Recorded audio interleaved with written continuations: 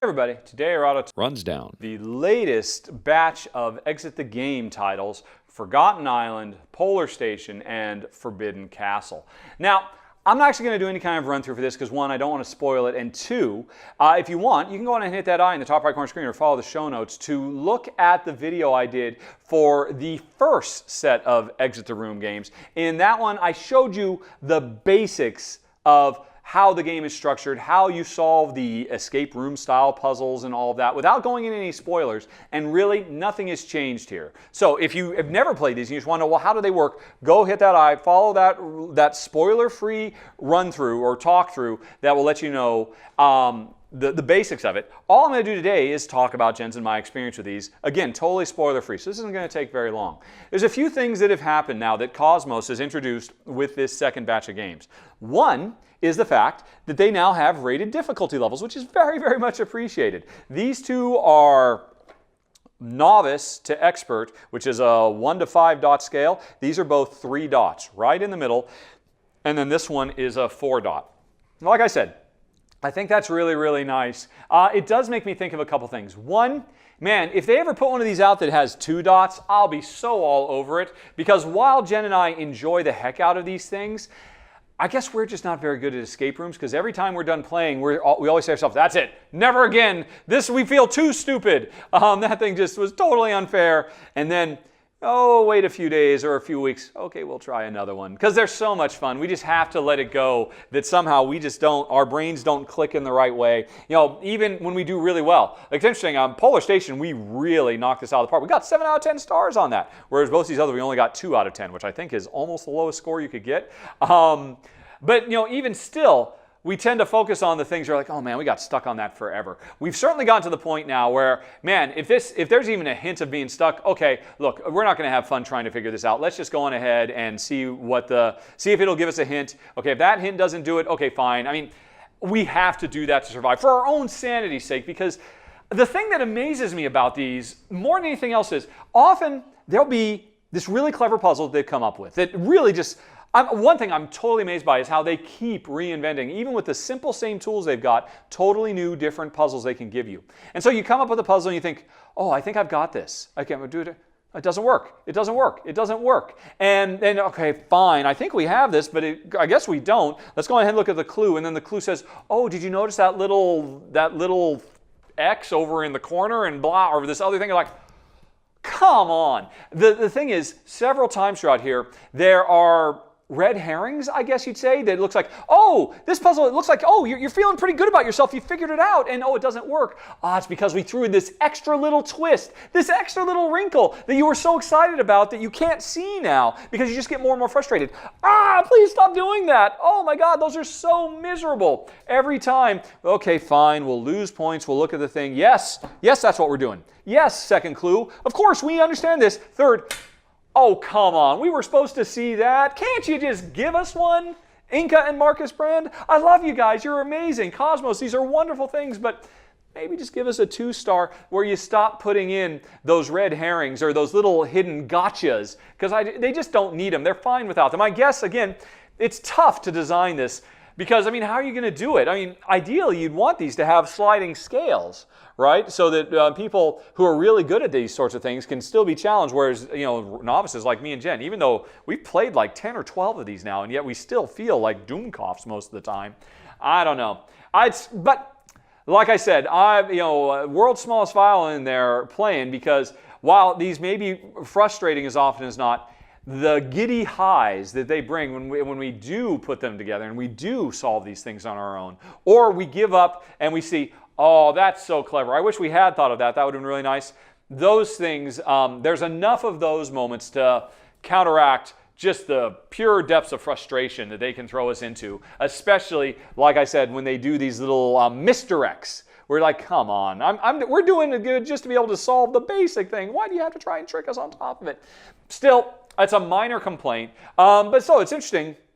I mean, I got into all that because they're talking about, the 2, 3, 4, 5-star rating. On some level, it's almost like you can't rate it, because the toughest of these, Forbidden Castle, was almost the easiest one for us all the way through. But then when we got to the final third, there were a couple things that just, oh man, that so utterly destroyed us. It's interesting. I guess I'm just kind of giving my random thoughts about the design of these because, long story short, they're great. If you like the other exit games, you're going to like these. If you like the unlock games, you're going to like these. If you like the Deckscape games, if you like escape rooms, you're going to like them. They're just cool. They're fun. They're worth the money. They're a blast. But, yeah, what was I going to say? Oh, so this was especially true for Forgotten Island and Forbidden Castle. And it's been true for the other ones as well. Thinking of it in video game terms, they often have this, hey, let's start out with a few simple things, you get through it, then you get some tough ones, and then at the end of the game, we throw the toughest, hardest thing at you. I kind of liken it to a final boss battle in a video game. Let's end strong with this really amazing puzzle. I don't know if that's the right way to design these. And now, who am I to say? I'm not a board game designer. Inca and Marcus Brand, they know what they're doing. But if it were me, I think I'd try to go the other way. I'd probably want to try and start with, okay, some easy ones to let you get in. But then if you've got some really big, wow, big, spectacular thing, give it to me relatively early while my brain is still fresh. After an hour and a half or 2 hours, because we rarely, actually that's not true. We did finish Polar Station in under an hour, which I think we've done with one of the other ones. But normally these go for 90 minutes as a 2-player game. Maybe this is a problem we wouldn't have if we played with more players. More brains around the table will work through these puzzles better, more efficiently. More synaptic connections will be triggered. So maybe that's just our problem. We're only playing 2-player. But I would like to see that, yeah, I'd like these big cool moments, but if they came earlier when we still were kind of fresh and up and at 'em and ready and not quite so beaten down, ending with these big tough things, we found this definitely in Forgotten Island and Forbidden Castle. We got to the end and we're like, okay, right, okay, it's obvious we have all this stuff. Do you want to figure out how to put all this together?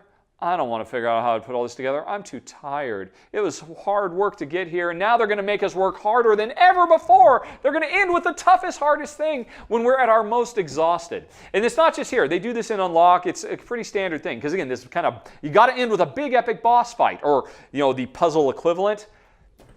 Our brains don't work that way. I think we would definitely come out with, hey, you know what? Let's have the end be not the big epic boss fight, but the high-speed escape chase kind of thing where, hey, at the end, let's just have, let's let them make them get easier and easier so we can just like, boom, we got another one, another one, another one. I want to end with this high sense of velocity as we're racing against the clock as opposed to ending with this big boom, we hit a wall, and I don't know if we have the strength to figure out how to climb this wall. It's neither here nor there. Like I said, these are great. I can't do any spoiler-filled stuff. There's nothing I can tell you. You can't just look on the internet and see the description of them. All I can say is they're great. On the whole, we had fun. I'm just using my platform to pontificate how I would do them if but I'm too lazy to do them myself. One other thing I will say, actually, that's new with this, Cosmos has also developed a companion app that you can go on your iPhone or your Android and download. And once you've downloaded that, you can download modules for the individual ones that basically just give you little timers that create moody, atmospheric sound effects and stuff like that. They're really nice, especially because, as Jen and I have discovered, because we almost always go over the 60 minutes, once you hit the 60 minutes, it switches over to another more intense soundtrack that really kind of heightens the drama.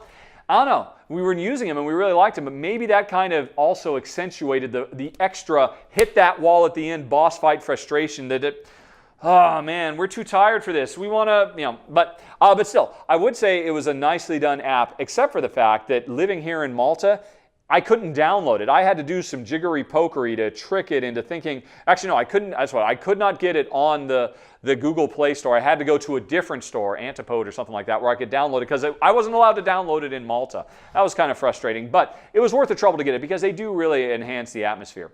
Although I remember I think one of them had kind of a high-pitched squeaky noise that repeated fairly often, and Jen hated that so much she eventually made me turn it off, which is too bad because, I don't know, maybe I'm just going deaf in my old age. I didn't hear it. So all I'm trying to say is, hey, folks, there's 3 new ones out here. They're very, very cool. And I cannot stress this enough. I continue to be absolutely flabbergasted and amazed how, even though it's just the same tools every time, a disc, a booklet, and a couple of little punchboard cutout things, they still manage to come up with cool, fresh, different, interesting puzzles, unlike anything they've done before.